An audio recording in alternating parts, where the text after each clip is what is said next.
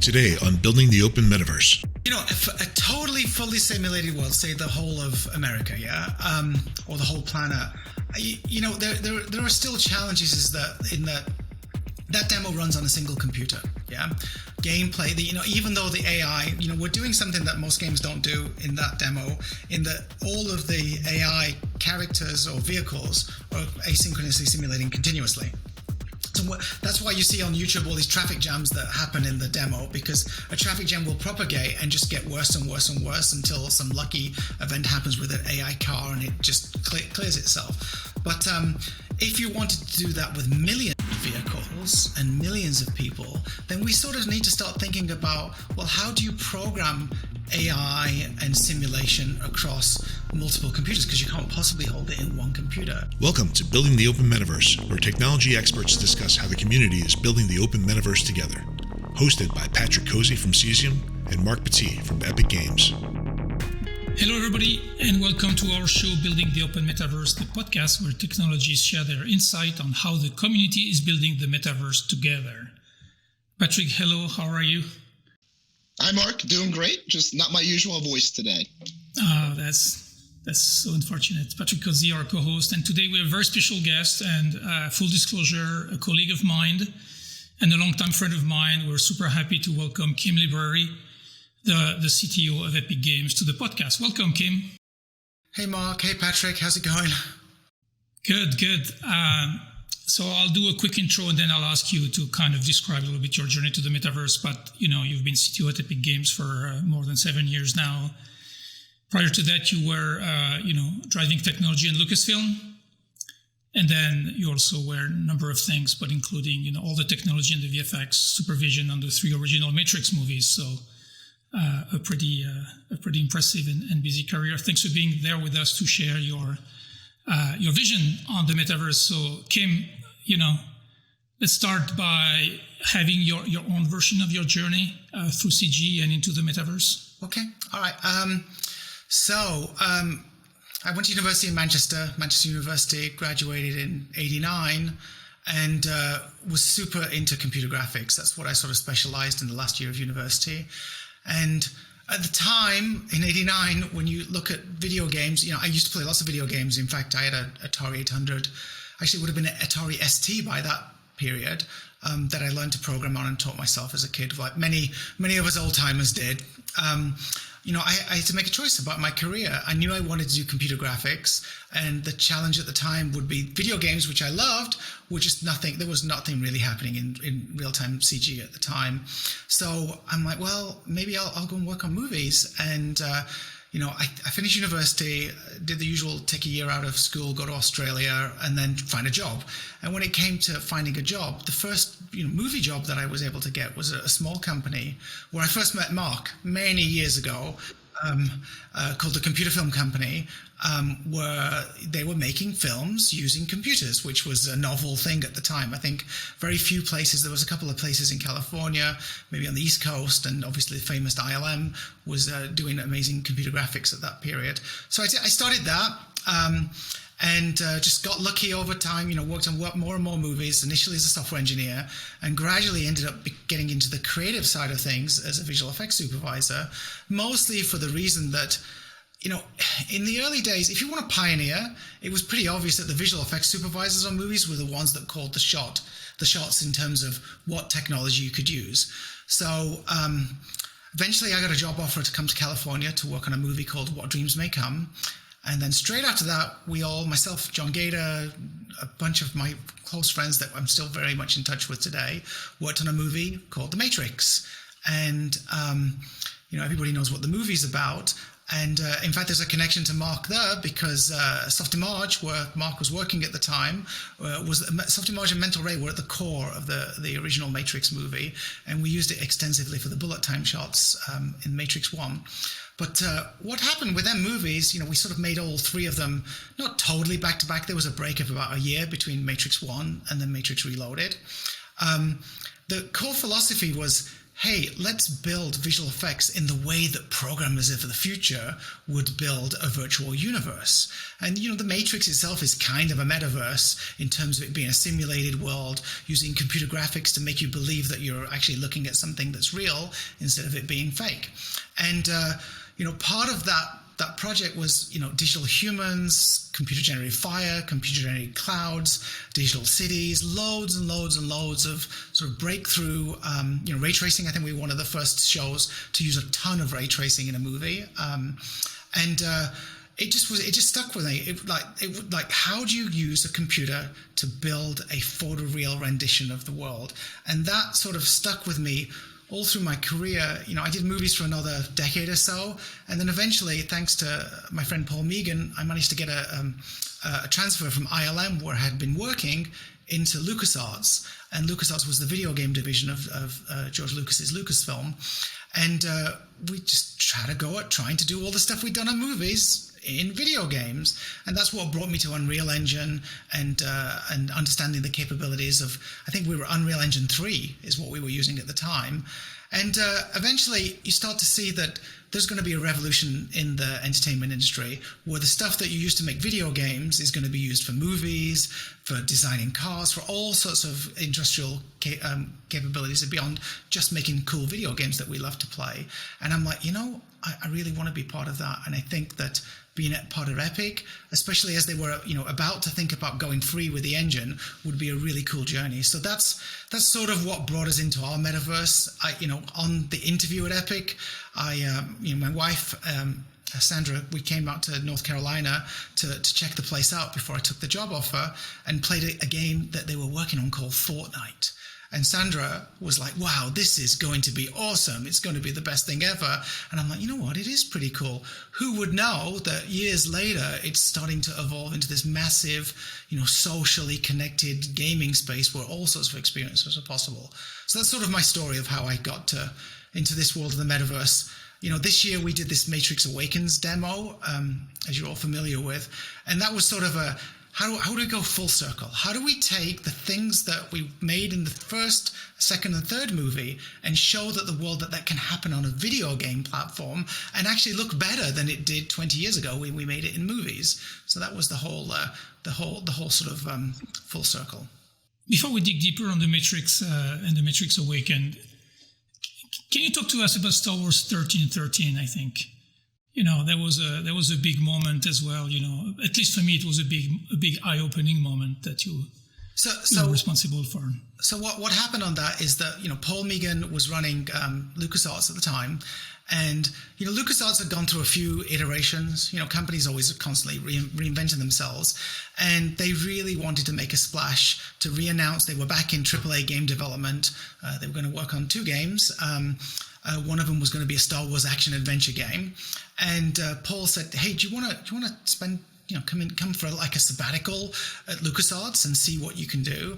And, I was introduced to a fantastic team.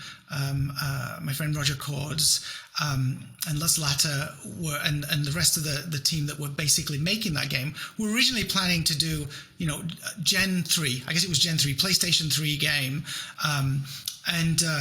We knew that the new PlayStation 4 was going to come out, and we're like, shall we try and see if we can take all the lessons that we've learned for making computer graphics, both when I was on the Matrix and also what ILM had done over the years, and bring together a hybrid team. So that team, we did this prototype demo that went to E3 and won all them awards that you're talking about for 1313.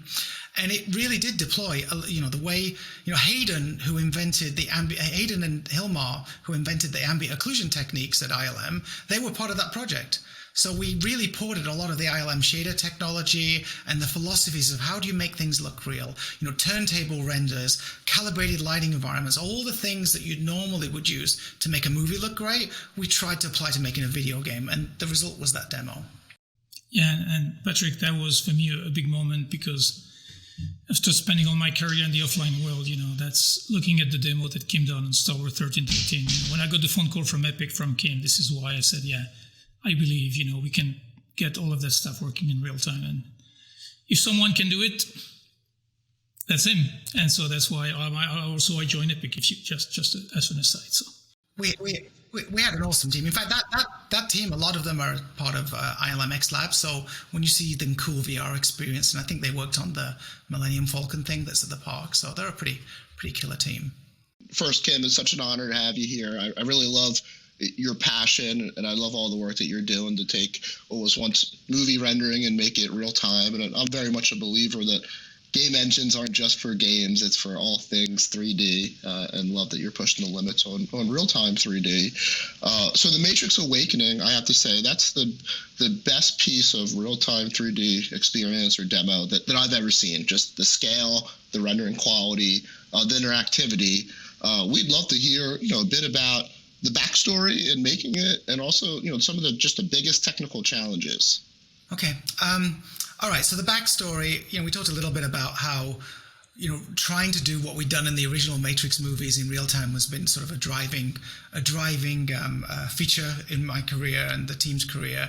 And in fact, many people that worked on Matrix Awakens actually worked on the Matrix movies. Jerome, who's our sort of art director that basically put the piece together, he worked on the architect scene in Matrix Reloaded and Revolutions. Anyway, so how did it start? So obviously, I'm good friends with Lana Wachowski and John Gator, and we ended up going to dinner one night, and she tells us that she's going to make another Matrix movie, and was part of it was trying to get the band back together in classic Lana fashion. And I'm like, look, I can't make the movie for you. We can help because the engine can do all this cool stuff now for visual effects. And thankfully, Lana believed in that, and we were able to have Dan Glass and Double Negative run with making part of the movie with Unreal Engine. But I'm like, how about this? We'll help on the movie a little bit, but how about you let us make a demo? Every year we do these cool tech demos to show off Unreal Engine. We have the latest version, Unreal Engine 5. And, Tim's been asking us can we try and show the way forward for Unreal Engine users and how to make a big open world, sort of a city level simulation. And the Matrix, what cooler way to talk about the emerging metaverse, the photorealism of virtual environments, a living, breathing city than the Matrix. And Lana was sure, that sounds fantastic. Obviously, we had to work with our friends at Warner Brothers, and Warner's, they're one of our biggest customers in the gaming segments. Almost all their studios run on Unreal Engine, and they were super excited to help out and bless the project. So, we started, and the technical challenges, it's a new version of the engine. So a new version of the engine isn't like the version of the engine that our customers use. A new version of the engine is one that quite often on a daily basis is probably not working exactly the way you would want it to. So the real challenge is, working with our awesome engine team to make sure enough functionality was coming online that we could actually build this massive large scale environment. And I've got to hand it to the engine team and the gameplay team and the art team. There's quite a lot of complex sequencing there. So, being able to deal with, how are we going to build this procedural city? How do we integrate our Houdini workflows into the engine while the engine is still, it's still a baby. It's not grown yet at that time was quite a challenge. But in terms of the really hard stuff, I think, trying to work out how do you build a city with a relatively small team? How do we use proceduralism, how many building blocks? It was a really big journey of discovery. And although the team that we have, the special projects team that built the demo, although it's not just special projects, people from all over Epic were involved in the project, had made, again, before we made Robo Recall, nothing, we'd never built a large scale world of this size. So, and it's not a huge team. So at the core of it, we really wanted to show, hey, how do we get these two tools to work together, Houdini and Unreal Engine? How do we put the right amount of proceduralism in the engine? How do we deal with, using Nanite and Lumen to its best capabilities? So there was a lot of challenges there. The other elephant in the room is that we have two very famous actors in the demo, and making sure that we do not, disrespect their performances or, put the demo in a weird, uncanny valley was quite challenging. And thankfully, we've got an amazing team at 3 Lateral and Cubic Motion that we're able to work with our local character team here in the Larkspur office. And then the other bit of it was we really wanted to ship. So making it run on an Xbox Series X, Series S, PlayStation 5, was quite the challenge. But it does, it's super authentic to our audience. It's like, look, it's actually running on console. It's not running on a supercomputer. So we felt it was important. So I think that summarizes the majority of it. The physics system was pretty heavily used. There was a lot of upgrades there. You name it. There's a feature in Unreal Engine 5 that's used on this demo. And how many developers and how many artists over what time period? The artist count it's actually difficult to come up with a number because we did a bunch of outsourcing. We worked with our friends at Weta VFX to do some of the building modeling and a little bit of the character simulation stuff. We had our friends at Halon work on it. So I think total, the amount of artists that touched this demo would have been around the 50, 60 artists in total, but not continuous. The special projects art team is actually pretty small. And then developers, well, it's the brand new engine, so you could argue that the entire engine team was involved because they're hardening UE5, and we don't just ship an engine there's the code, it's complete, out it goes. They're able to look at the artists and gameplay people and gameplay engineers making this demo and go, is it working? Does it work right? Is it too easy? Do we need to move the buttons around? So it really, a large proportion of the engine team. So it probably ends up being, the amount of engineers that would have touched this demo would have probably been more than 100 people. But they're not excluded. They're working on the engine, but hey, this building doesn't load quick enough. What's going on? Oh, well, let me optimize my code for streaming geometry or whatever they would be doing. Got it. And then you mentioned, the upcoming micropolygon render in Unreal Engine 5 Nanite, as well as the dynamic global illumination engine Luma. I mean, I'm curious, was there any lessons learned or best practices for using some of these new UE5 features? Well, so, just getting art. It's very different. Making a game that looks photoreal is quite different from making a movie that has to be photoreal. In the movie business, we have these things called compositors, and they do an amazing job of taking lots and lots of lighting elements, lots and lots of passes, adding some practical elements and making stuff look real. Now, in our world, where it's total real-time computer graphics, you don't totally control where the camera's going, so them assets have to look photoreal just naturally without a composite process. So getting Nanite enabled us to do unbelievable detail, but actually knowing how to make the art using that detail, if you use photogrammetry, it works, but a lot of the buildings aren't based on photogrammetry. There's a lot of custom made stuff. The cars, for example, them cars had to look great, and we didn't have scans, and we couldn't base them on existing cars, otherwise we have a copyright challenge. So they're all made from scratch. So actually, there was a lot of lessons learned in terms of fabrication, how much procedural texturing, how much hand painting, when to use photogrammetry stuff, when to use reference. And I think our art team leveled up really well. I think by the end of it, even our friends at Weta Visual Effects, they learned lessons as they were doing this, because it's like, no, it just has to work. We stick it into a table, it just has to look real. Yeah, no, there is no more room for cheating. I mean, usually in compositing, you can actually fix things, but there is no fix it in post anymore. So. Yeah, exactly. Fix it in dev. Yeah. The humans were pretty hard. Yeah. One of the nice things is that Three-Lateral and Cubic, they're effectively the same company. We kept their names. Anyway, that's just the way it is. They were evolving new capture technologies. So Vlad and the team have an amazing new generation photogrammetry scanner that we were able to get Keanu and Karian to do their performance. In fact, we flew them over to Novi Sad in Serbia to actually get the shoot done. And yeah, it was a cool experience for the actors, because they've been in Berlin shooting the movie. They'd never seen anything of this level of technology. The stuff that Vlad has over in Novi Sad is unbelievable. But matching it exactly, we were fortunate enough that Lana Wachowski shot us live action reference, and actually we use a tiny bit of the live action in the demo, and we cut between the computer generated version and the real version of Keanu to sort of enhance the effect of the narrative that we're giving. So, I mean, it was an amazing demo, and already at a scale, some numbers have been shared about, it's basically the size of Los Angeles, thousands and thousands of cars, tens of thousands of people and everything. So, but how do you scale from, to a fully simulated world? I mean, do you think that the technology would allow us to scale to represent the fully simulated world? A totally fully simulated world, say the whole of America, or the whole planet, there are still challenges that demo runs on a single computer, gameplay, even though the AI, we're doing something that most games don't do in that demo, in that all of the AI characters or vehicles are asynchronously simulating continuously.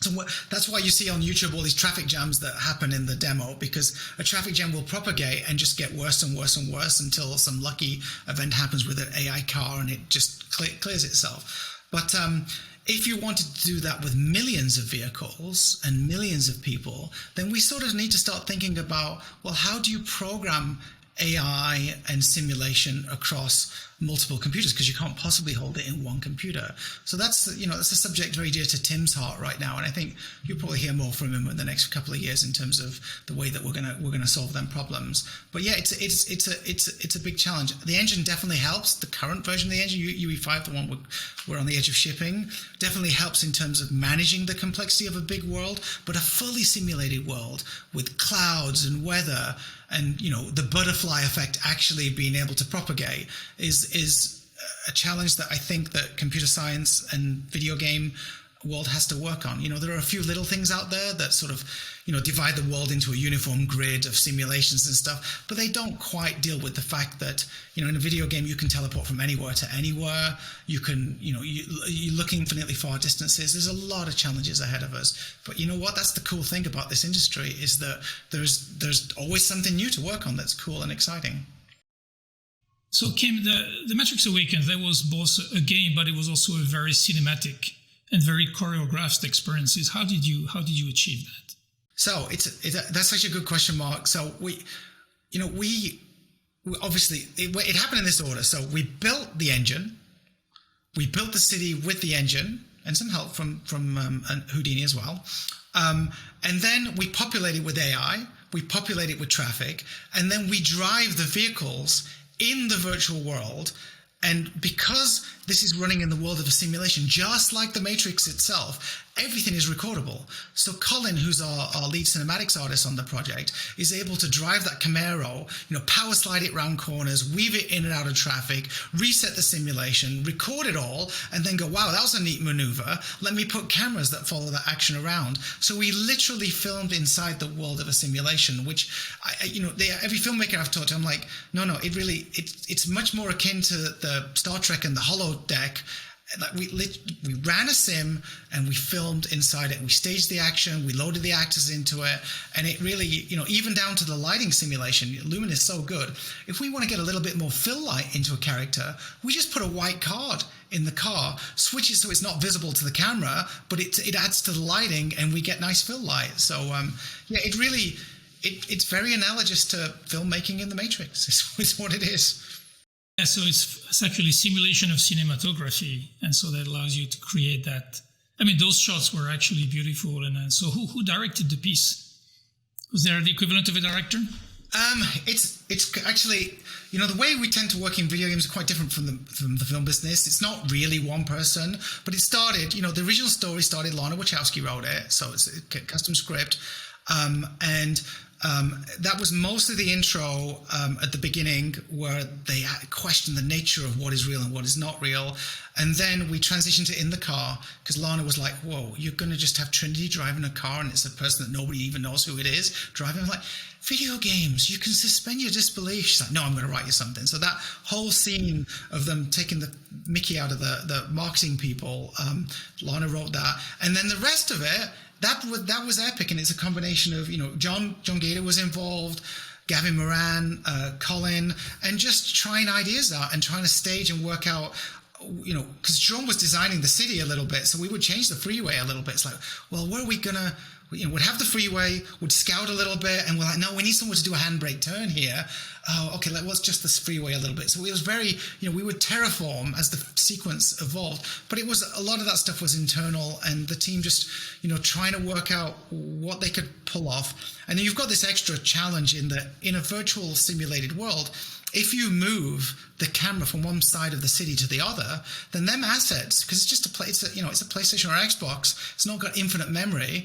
That stuff may not be in memory. So the streaming systems in the engine have to prime and load the content as you teleport. So it's actually quite important that you think about, as you go from cut to cut, if you teleport yourself too far down the street, then you're going to cause a problem that causes a hitch in the playback. And the one thing with that sequence is we didn't want to be cheating with video, because people are colors on that. We really truly wanted to render on the console that's in front of you. So there's a lot of thought went into, where do we place the camera? Can we have repeating geometry on this section of the street? It's actually it's pretty clever the way that Colin set it up. Well, it's going to be interesting for filmmakers, because they're going to have to learn new ways and new techniques. So they're going to have to relearn. But then the creative freedom they get out of it seems to be well worth the price. Do you think we'll see? How are we with the adoption of game mechanics to support movie making? Where do you think we are? I know it's something that you care a lot about and you've been advocating for a long time. So, I'm hoping that as more people make movies using our engine, that they start to lean into this cinematics through simulation, as you were saying earlier.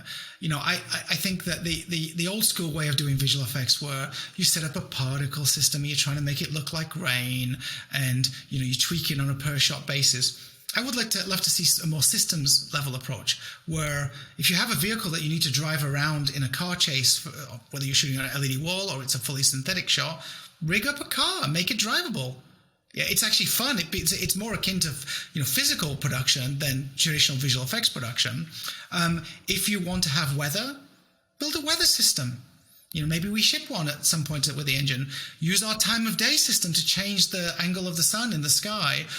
Take a very sort of procedural and systemic approach to how you build the world, as opposed to trying to do every little component as bespoke. And as studios do more and more in the engine, they'll build more and more of a digital backlog, not just of models and textures, but of these clever systems. Yeah. Oh, you want something that looks like a lightning strike or a thunderstorm? Here's the thunderstorm piece of content that we've made. Oh, what type of thunderclouds? It's really start to. And that's another reason why I liked using the Matrix for this. Start to think, if you had the power to control the Matrix and you were filming in the Matrix, what cool things would you want to be able to do? Oh, if you crash a car, reset it instantly. Yeah, let's just make it so they're instantly resettable, just like they would be in a video game. So that's the bit that I want people to lean in. It's beginning to happen. They're finally, I'm seeing the film team start to go, well, hold on, it's just a big video game running. Yes. So, Kim, do you think interactive movies, or maybe you're watching a movie and Mark is watching a movie, but you're both using different camera angles, do you think that will catch on? I think obviously there's a lot to be said for the craftsmanship that goes into telling a good story. But I do feel that the ability, if you're building your story with real-time technology, the ability to go back into that story, explore it in different ways, share it together, and even I even think that as we see a new generation of storytellers and filmmakers, I do think they'll start to evolve into these hybrid experiences that are part interactive and part cinematic. And who knows? The human imagination is endless. So I think now this new tool appearing in front of creators, I think we're gonna actually see a new generation of creators that are they filmmakers, are they game makers?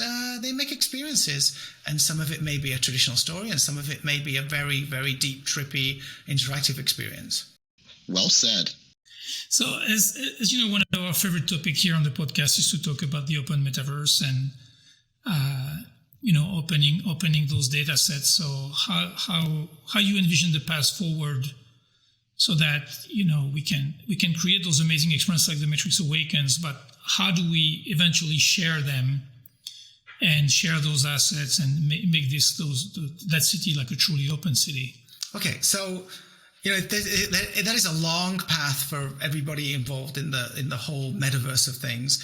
I see good progress thanks to Pixar kicking off open standards and ILM as well with EXR. They're beginning to be open standard containers for assets, but primarily they revolve around static or pre-animated assets and not smart assets. So, for example, a car a Ferrari that drives like a Ferrari but is fully digital is not just a model. It has a lot of logic, and depending on how deep you want to go down the rabbit hole of simulation, it could have cylinders and internal combustion all running in its virtual simulation. So I think we're a fair way off of being able to encapsulate transportability of smart assets, but I do feel that machine learning, if you show a computer enough examples of input changing output, then eventually it can do a pretty good job of emulating that stuff. Yeah, and we've seen some great research happening over the last few years with deep learning, and I think that we may actually find that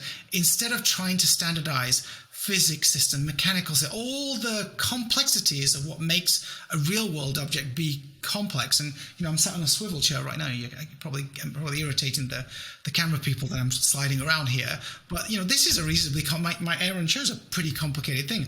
A car or a vehicle, they're so much more complicated. And I think that machine learning may end up being the container that we use to transport complex rules, because unless we come up with a standardized programming language and a completely standardized physics system, there's a lot of work. It'll happen over the next decade. I'm pretty sure these things will happen. But right now, I think it's a nice open dialogue like this to exchange ideas between different companies, different creators, the games industry versus the movie industry. I think having this sort of open forum for talking about the big challenges, and I'm a big believer in incremental progress. It's good to what was it that Casey Kasem used to say? You can have your head in the stars and you keep your feet on the ground, or something like that.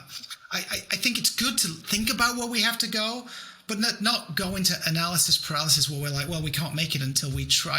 I think there's so much experimentation that needs to happen. And I think as long as people experiment in the open way, one of the nice things about the way that VR evolved at the early days is people were really transparent about what they were doing, what they were trying to achieve, the hardware they were making. And I think the metaverse needs that level of transparency and exploration and discussions to help us really solve these problems. Yeah, I love that, and I love to see themes across podcast episodes. Mark, if you remember when we had Vlad from Unity on the podcast, and Kim Vlad is a creator at WebGL, and he encouraged everyone to experiment in the open, which I think is exactly what you're saying as well. Exactly. I'd love to do some crazy experiments where you have, two engines, working together. There's we've had discussions with people in the past about you could do some, if you think about driving a vehicle. Sure, all the logic for making the steering work and the traction and all that stuff can be contained within the logic of one particular game engine, but its interface to the virtual world is actually quite simple. It just needs to know about the terrain and the inputs from the user. So, and if it's going to collide with any object. So there's some simple physics transports that you can do between two different systems. And I'd love to see some open experiments where we really try to mix it up and do some crazy stuff. Actually, Kim, we just recorded one of our previous episodes with Juan from Godot and Royal from O3D, the open source 3D engine. And that's exactly where the conversation went about, making experiments to have data that, trying to get a drivable car to go from a form Unreal Engine to O3D and vice versa. And I think there is a lot, there's a lot of appetite amongst industry, and we're very close to the Kronos organization and Neil Trivet to try to make those things happen. So, but I think you had a very interesting, and I think first time we hear this on the podcast, this idea of you could transport the behavior without really understanding them. This notion of having machine learning algorithm learn about input and outputs, I think is probably a great intermediate step, so that we don't have to effectively standardize all aspects. As you probably know, we're experimenting with cloth. It's like cloth simulation is super complicated. There's no way you're going to run super complicated cloth simulations anyway on a console. So can we get a deep learning algorithm to actually do a pretty good job of faking the cloth? And the answer is actually, yeah. We could still do with one more console generations increment for the deep learning hardware, but there's some interesting stuff there. Even lighting, you think about, we did this project with the mill, 4 or 5 years ago now with the Blackbird. And what they do is they do a panoramic environment capture with a spherical camera rig on the top of the Blackbird. If you want to light a car that's actually driving through a world in a different engine from the one that's actually simulated in the car, then all you need for lighting, you do a pretty good job of just generate a real-time light probe from one engine and feed that video data into the other engine, which is how we did the human race, and it looks pretty good. It looks pretty good. And it's no secret that a lot of visual effects companies, when they do their character renders, they don't ray trace and light against the entire environment. They generate lat longs and they use them for lighting. So I do think an experiment, I'd love to get involved next year or two. Let's try something crazy, see if we can mix it up between different platforms. Well, and Patrick, when Kim says let's try something crazy, it's actually crazy. Actually, I have one question, because come back and close the loop on The Matrix Awakens. That was a big endeavor. Did you have any doubt at any moment that you would make it? There's always fear, when you deliver any big project, even the Matrix movies. The hardest project ever to deliver was Matrix Reloaded for me. And you go through these experiences that you just have to believe you've got the best team, and we do. We have some of the greatest people in the world working on it, and if you believe, and not to cheesily riff on Ted Lasso, but I believe you've got to believe, and you'll get there. And what we do on these big projects, we adapt. There was a kung fu fighting moment in the game in the projects at one point, and it just was out of scope. We just couldn't finish it, so we took it out and fixed the holes, and it's still a good experience. But yeah, it's scary, but and we did we didn't quite hit the date we were originally wanting to hit, but fortunately, the Game Awards came out of the blue, and we're like, wow, it's before the movie.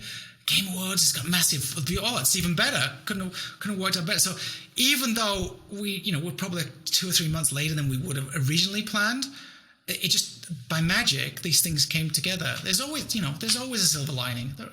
Well, almost always a silver lining. Yeah, I mean, what an incredible achievement, and the impact that it has. I mean, I think it was fantastic to watch this happen. So. Is there any topic that we think we should be covering, and to further the conversation about the open metaverse, and anything you would have liked to discuss today, or we should cover in another episode? I do think about. I think if you wanted to go really crazy, it's doing a brainstorming between two engine teams. Maybe maybe it's the two big engine teams, or it's a proprietary engine, a Frostbite team and Epic or something. About come on, let's do some crossover stuff. Let's do something really crazy and do that in an open. Like try and do it because people will, they. Our next guest is Natalia Tatarczyk from Unity. Do you have a question for her or a proposal? How would we do something cool that uses both engines at the same time? Okay, we'll ask.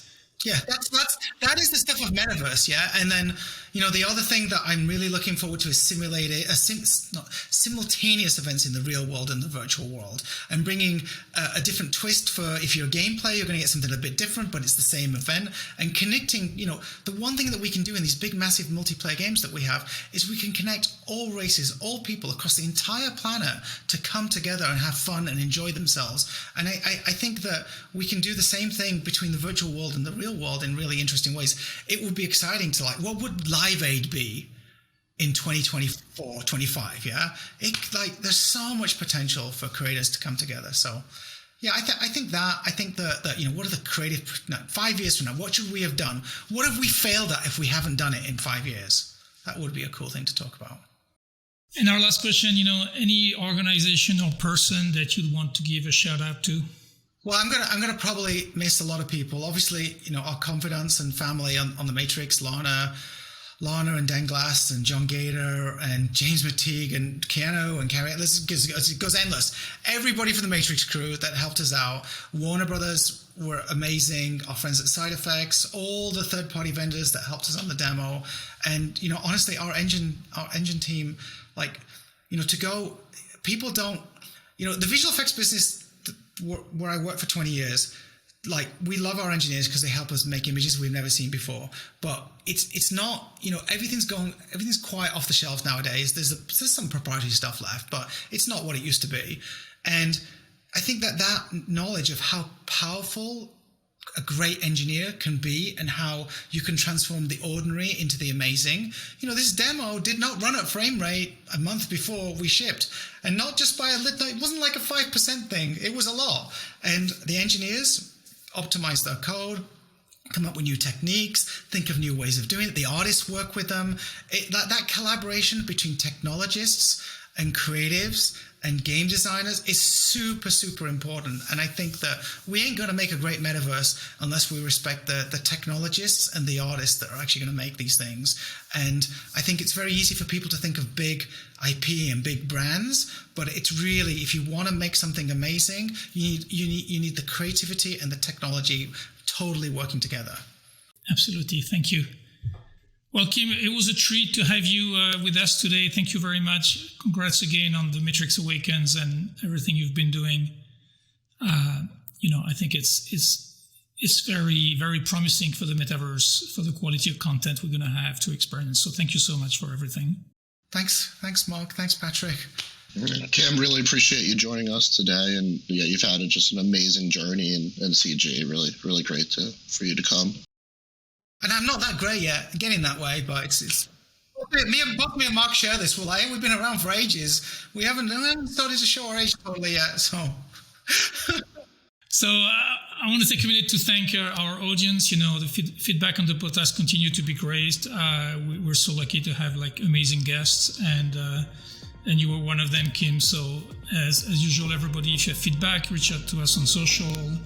And hit the podcast on your favorite platform and share it. Thank you, everybody. Thank you, Patrick. Thank you, Kim.